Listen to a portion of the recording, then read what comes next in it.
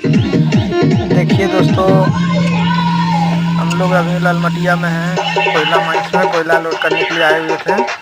तो देखें यहाँ शाम का टाइम में यहाँ मुर्गा कटिंग करके बेचा जा रहा था। तो हम लोग सोचे कि चलो मुर्गा ले जाके गाड़ी में भुजवा लेते हैं। फिर ही भाई साहब ने बोला हल्दी कि दे दे बाबा, मुर्गा हल्दी यहीं पर कुछ भुंजाई होता है। तो बोला हल्दी। भैया हमको भी यहीं भुजवा लेते हैं। तब हम भी बोला ठीक है भुजवा लो। बोले कितना लेते हैं, यार हल्दी दे। प्राइस कितना लेते हैं भुजने का। बोला कि 50 रुपया, आधा केजी मुर्गा भुजने का 50 रुपया, 1 केजी 100 रुपया। बोला ठीक है चलो भैया भुजिए। चलो देखते हैं मुर्गा उर्गा भुजाई भुजाई हो रहा है। यहाँ पर भी महुआ दारू भी मिलता है, इसलिए कि इधर झारखंड पड़ता है। यहीं से 2 किलोमीटर आगे बिहार बॉर्डर है। चलो ठीक है। मिक्स कर दे जीरा, गलकी ठीक।